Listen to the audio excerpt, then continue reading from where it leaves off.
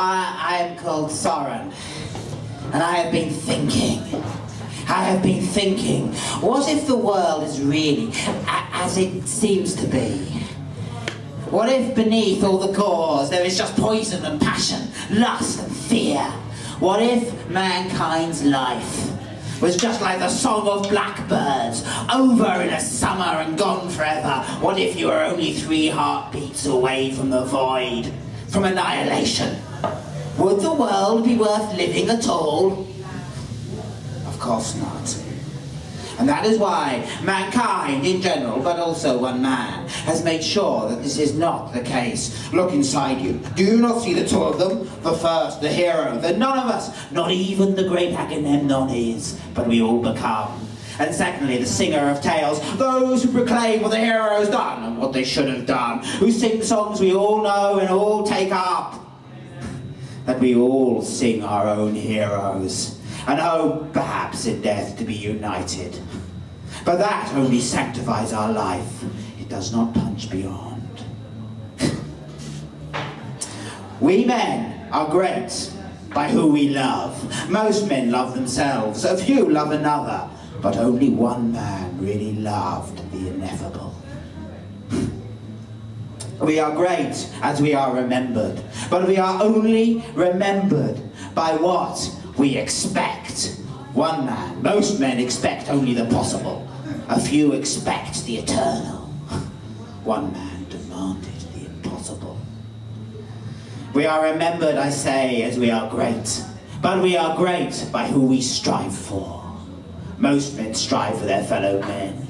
Some men strive for themselves, but one man strove with God. It happened at a time of tumult when throats were cut. One man tried to make himself great, striving with his fellow man, conquering all with strength, while one man conquered God with his weakness. At a time of tumult, one man trusted in himself to conquer everything. Another man trusted in himself to sacrifice everything. But one man conquered God. One man was powerful through strength, another through wisdom, another for hope, another through love, but one was far more powerful than any of them. Although his strength was weakness, his wisdom folly, his hope was despair, his love self-hate. I am thinking of Abraham, of how he left the ancient city of Ur, of all his kith and kin who went amongst the ways of the world, had no children. Although he declared that his God had promised that he would be the father of a nation, how he was universally derided. And yet we have no lament from Abraham, no condemning of his God. He had a blind faith that because him and his wife felt they should have children, they would. A faith that melted God in time. And so he passed the first test, became a knight of faith, the test of time. But the worst test, the test of the moment, was yet to come.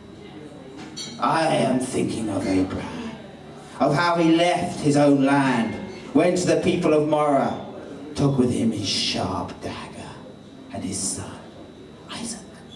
Of how he went to a certain mound, built an altar, lit a fire, bound up his son, and raised his dagger high, for his God had told him to sacrifice his son. I am thinking of Abraham. What if he had been Agamemnon or Menelaus at that moment?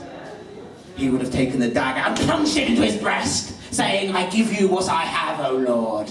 He would have shamed God, but he would not have been the father of faith. And that would have been the end of the story. I am thinking of Abraham.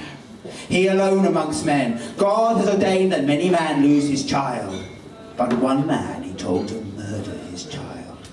And Abraham agreed. I am thinking of Abraham.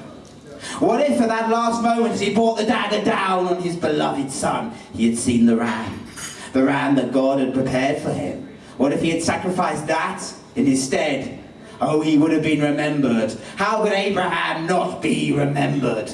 He would be remembered as the man who revealed God as a bloodthirsty tyrant.